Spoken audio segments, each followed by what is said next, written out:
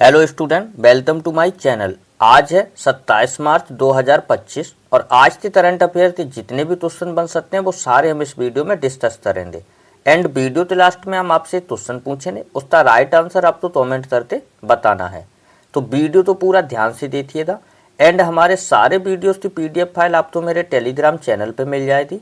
Telegram channel का link मैंने video के डिस्क्रिप्शन में दे दिया है, तो आप वहाँ से ज्वाइन करके ले सकते हैं। तो चलिए बिना टाइम वेस्ट किए स्टार्ट करते हैं आज की अपनी क्लास। तो चलते हैं आज के फर्स्ट सवाल की तरफ। हमारा आज का फर्स्ट सवाल है, हाल ही में विश्व बैंगनी दिवस कब मनाया गया?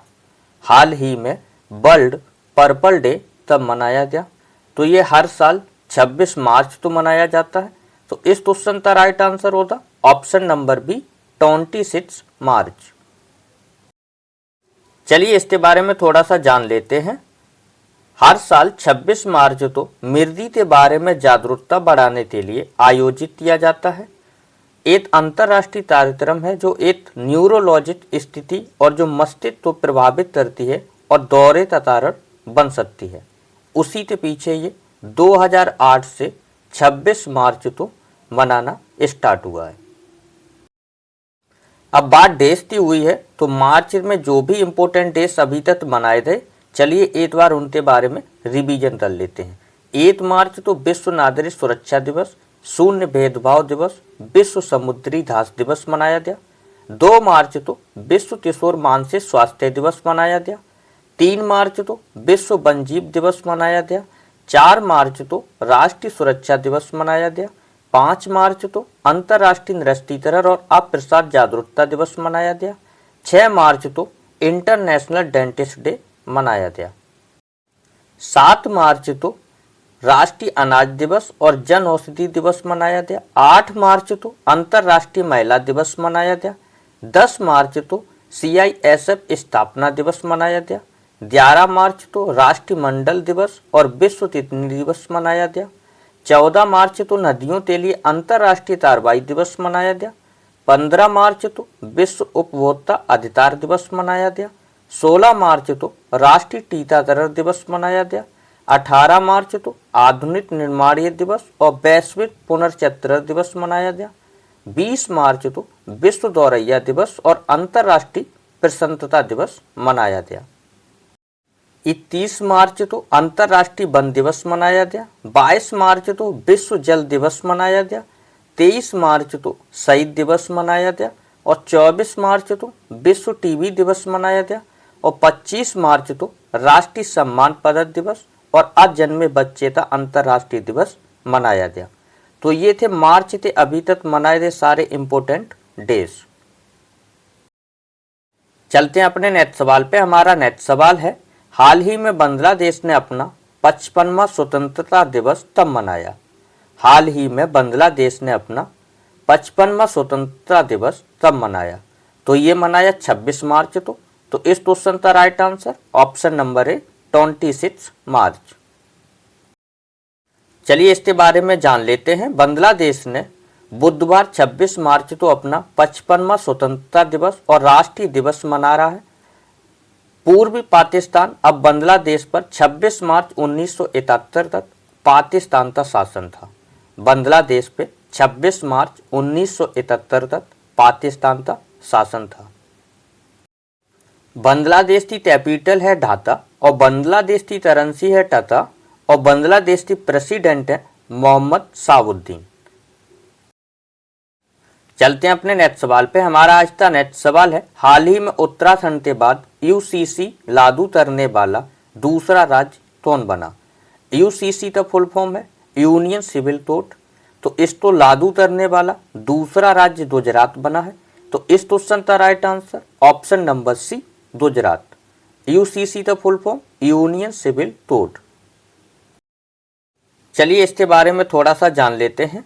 मीडिया रिपोर्ट के अनुसार उत्तराखंड के बाद गुजरात समान नागरिक संहिता लागू करने वाला देश का दूसरा राज्य बन जाएगा।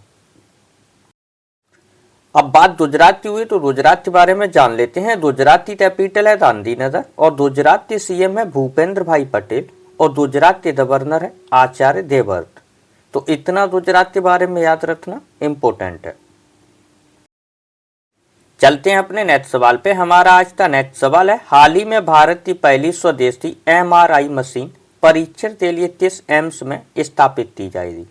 भारत की पहली स्वदेशी मशीन MRI परीक्षण के लिए किस एम्स में स्थापित की जाएगी? तो ये दिल्ली एम्स में स्थापित की जाएगी। तो इस क्वेश्चन का राइट आंसर होता ऑप्शन नंबर ए, नई दिल्ली। चलिए इसके बारे में थोड़ा सा जान लेते हैं।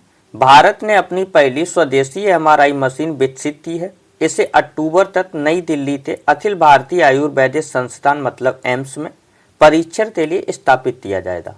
इसका उद्देश्य उपचार की लागत घटाना और आयत चिकित्सा उपकरणों पर निर्भरता कम करना है। तो ये थी इसके बारे में इम्पोर्टेंट जानकारी। चलते हैं अपने नेक्स्ट सवाल पे। हमारा नेक्स्ट सवाल है, हाल ही में नीति आयोग के नए सदस्य कौन बने? हाल ही में नीति आयोग के नए सदस्य कौन बने? तो ये बने हैं राजीव गौबा। तो इस क्वेश्चन का right answer option number C, Rajiv Gauba. चलिए इनके बारे में थोड़ा सा जान लेते हैं। पूर्व कैबिनेट सचिव राजीव गौबा को नीति आयोग का पूर्वकालीन सदस्य नियुक्त किया गया। बता दें कि झारखंड टेंडर ने भारतीय प्रशासनिक सेवा के 1982 बैच के अधिकारी 2019 से अगस्त 2024 के दौरान 5 साल तक कैबिनेट सचिव रह चुके हैं। अब प्रधानमंत्री द्वारा स्वीकृत नियुक्ति के बाद राजीव गौबा नीति आयोग के अन्य पूर्वकालीन सदस्यों के समान सेवा प्रदान करेंगे। चलते हैं अपने नेक्स्ट सवाल पे। हमारा आज का नेक्स्ट सवाल है, हाल ही में कहाँ के राष्ट्रपति ने देश की चुनाव प्रक्रिया में बदलाव के लिए कार्यकारी आदेश पर हस्ताक्षर दिए? हाल ही में कहाँ के राष्ट्रपति ने देश की चुनाव प्रक्रिया में बदलाव के लिए कार्यकारी आदेश पर हस्ताक्षर दिए? तो ये थे अमेरिका के राष्ट्रपति ने। तो इस क्वेश्चन का right answer option number A, America. अब बात अमेरिका की हुई है तो अमेरिका के बारे में जान लेते हैं। अमेरिका ने इंटरनेशनल क्रिमिनल कोर्ट पर प्रतिबंध लगाए हैं। अमेरिका में महिला खेलों में ट्रांसजेंडर एथलीटों पर प्रतिबंध लगाया गया। America United national human right council से बाहर हो गया। गूगल मैप्स ने अमेरिका में गल्फ ऑफ मेक्सिको का नाम बदला है। अमेरिकी राष्ट्रपति डोनाल्ड ट्रंप ने कनाडा और मेक्सिको पर 25% टैरिफ लगा दिया। अमेरिका के राष्ट्रपति ने सेंट्रल बैंक डिजिटल करेंसी पर प्रतिबंध लगाने का कार्यकारी आदेश जारी किया। तो ये थी अमेरिका के बारे में कुछ इंपोर्टेंट जानकारी। चलते हैं अपने नेक्स्ट सवाल पे। हमारा नेक्स्ट सवाल है, हाल ही में एशिया कुश्ती चैंपियनशिप में सुनील कुमार ने कौन सा पदक जीता? एशिया कुश्ती चैंपियनशिप में सुनील कुमार ने कौन सा पद जीता? तो ये उन्होंने कांस्य पदक जीता। तो इस क्वेश्चन का right answer option number B, कांस्य पदक। चलते हैं अपने नेक्स्ट सवाल पे। हमारा आज का नेक्स्ट सवाल है, हाल ही में किस देश की नौसेना ने अफ्रीकी देशों के साथ समुद्री अभ्यास की घोषणा की? हाल ही में किस देश की नौसेना ने अफ्रीकी देशों के साथ समुद्री अभ्यास की घोषणा की? तो ये भारत की नौसेना ने अफ्रीकी देशों के साथ समुद्री अभ्यास की घोषणा की। तो इस क्वेश्चन का right answer option number A, Bharat. चलिए इसके बारे में थोड़ा सा जान लेते हैं। भारत तो अंतर्राष्ट्रीय समुद्री नेविगेशन सहायता संगठन का उपाध्यक्ष चुना गया। भारत व्यापार को मजबूत करने के लिए EFTA डेट शुरू करेगा। अगला AI शिखर सम्मेलन भारत में आयोजित किया जाएगा। भारत ने 100 गीगावाट से अधिक सौर ऊर्जा उत्पादन पर महत्वपूर्ण उपलब्धि हासिल की। भारत में मातृ मृत्यु दर में 83% की कमी आई। भारत सरकार ने विदेशी नागरिकों के लिए नई visa category Ayushman visa launch की। भारत विश्व का दूसरा सबसे बड़ा मोबाइल फोन निर्माता बन गया। तो ये थी भारत के बारे में इंपोर्टेंट जानकारी। चलते हैं अपने नेक्स्ट सवाल पे। हमारा नेक्स्ट सवाल है, हाल ही में किस राज्य के मुख्यमंत्री ने 2025 व 26 के लिए राज्य सरकार का बजट पेश किया? 2025 व 26 के लिए राज्य सरकार का बजट पेश किया गोवा के मुख्यमंत्री ने। तो इस क्वेश्चन का right answer option number A, Goa के मुख्यमंत्री प्रमोद सावंत ने 2025 व 26 के लिए राज्य सरकार बजट पेश दिया। तो इस क्वेश्चन का right answer option number A Goa. चलते हैं अपने नेक्स्ट सवाल पे। हमारा नेक्स्ट सवाल है, हाल ही में पीटी ऊषा ने राष्ट्रीय समुद्री खेल 2025 का उद्घाटन कहाँ किया? पीटी ऊषा ने राष्ट्रीय समुद्री खेल 2025 का उद्घाटन कहाँ किया? तो ये उद्घाटन नवी मुंबई में हुआ। तो इस क्वेश्चन का right answer option number B Navi Mumbai. अब बात महाराष्ट्र की हुई है, तो महाराष्ट्र के बारे में तो जान लेते हैं। महाराष्ट्र में एफडीए ने होम्योपैथिक चिकित्साओं तो एलोपैथिक दवा लिखने की अनुमति दी। केंद्रीय सड़क परिवहन और राजमार्ग मंत्री नितिन गडकरी ने मुंबई में सड़क सुरक्षा अभियान 2025 का उद्घाटन किया। भारत के पहले वायु विक्रम राष्ट्रीय राजमार्ग का उद्घाटन नागपुर में हुआ। 3 दिवसीय विश्व हिंदी आर्थिक मंच का उद्घाटन मुंबई में किया गया। अश्विनी भिड़े तो महाराष्ट्र के मुख्यमंत्री का प्रधान सचिव नियुक्त किया गया। तो ये थी महाराष्ट्र के बारे में कुछ इंपोर्टेंट जानकारी। चलते हैं अपने नेक्स्ट सवाल पे। हमारा नेक्स्ट सवाल है, हाल ही में निम्न में से किस स्थान पर भारत नेपाल साहित्य महोत्सव का आयोजन किया गया? हाल ही में किस स्थान पर भारत नेपाल साहित्य महोत्सव का आयोजन किया गया? तो ये किया गया उत्तर प्रदेश के मथुरा में। तो इस क्वेश्चन का right answer option number C Mathura. अब बात उत्तर प्रदेश की हुई है, तो उत्तर प्रदेश के बारे में जान लेते हैं। उत्तर प्रदेश की विधानसभा में 8,08,736 करोड़ रुपए का बजट पेश किया गया। उत्तर प्रदेश की विधानसभा भारत की पहली विधानसभा होगी जो अनुवाद से सुविधा लेस होगी। उत्तर प्रदेश में 7 जिलों में प्रयागराज, काशी, चंदौली, गाजीपुर, जौनपुर, मिर्जापुर और भदोही को मिलाकर धार्मिक सर्किट बनेगा। प्रयागराज में एक प्लेट एक थैला अभियान शुरू हुआ। उत्तर प्रदेश सरकार ने मंडल क्लाउड के साथ मिलकर एआई संचालित कृषि नेटवर्क लॉन्च किया। ग्रेटर नोएडा में इंडेक्स फूड 2025 प्रदर्शनी का आयोजन किया गया। तो ये थी उत्तर प्रदेश के बारे में कुछ इंपोर्टेंट जानकारी। चलते हैं अपने नेक्स्ट सवाल पे। हमारा नेक्स्ट सवाल है, हाल ही में चर्चा में रही पीएम बाड़ी योजना किससे संबंधित है? पीएम बाड़ी योजना किससे संबंधित है? तो ये सार्वजनिक वाईफाई सेवा विस्तार से संबंधित है। तो इस क्वेश्चन का right answer option number B सार्वजनिक वाईफाई सेवा विस्तार। तो चलिए इसके बारे में थोड़ा सा जान लेते हैं। PM wifi access network interface योजना का उद्देश्य देश में इंटरनेट सेवाओं के विस्तार को तेज करना है। इस योजना के तहत देश भर में सार्वजनिक वाईफाई हॉटस्पॉट लगा जा रहे। इस योजना के अंतर्गत public data office wifi hotspot स्थापित कर इंटरनेट सेवा उपलब्ध कराए जा रहे। 20/3/2025 तक देश में स्थापित पीएम बाड़ी वाईफाई हॉटस्पॉट की कुल संख्या 2,78,439 हो गई। चलते हैं अपने नेक्स्ट सवाल पे। हमारा नेक्स्ट सवाल, हाल ही में किस मंत्रालय ने बालपंथी तबका नामक पहल शुरू की? बालपंथी तबका नामक पहल शुरू की। तो ये शिक्षा मंत्रालय ने शुरू की है। तो इस क्वेश्चन का right answer option number B शिक्षा मंत्रालय। चलते हैं अपने नेक्स्ट सवाल पे। हमारा नेक्स्ट सवाल है, हाल ही में किस मंत्रालय ने डिजिटल फसल सर्वेक्षण प्रणाली शुरू की? डिजिटल फसल सर्वेक्षण प्रणाली शुरू की।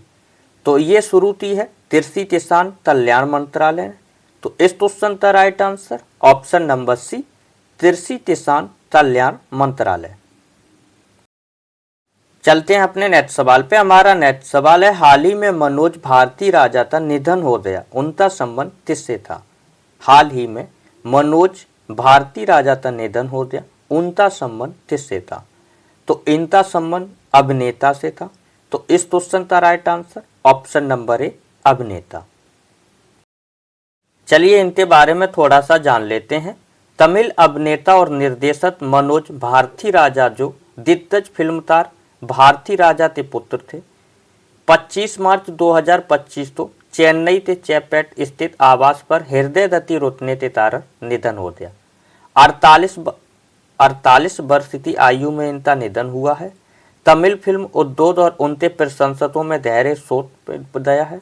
रिपोर्ट के अनुसार उन्होंने हाल ही में बाईपास सर्जरी करवाई थी, जिसके बाद उन्हें घातक हृदयाघात हुआ था। मनोज अपनी पत्नी और 2 बेटियों को अस्मित छोड़ते गए हैं। तो ये थी इनके बारे में इम्पोर्टेंट जानकारी। तो ये थी हमारे आज के इम्पोर्टेंट करंट अफेयर की क्लास।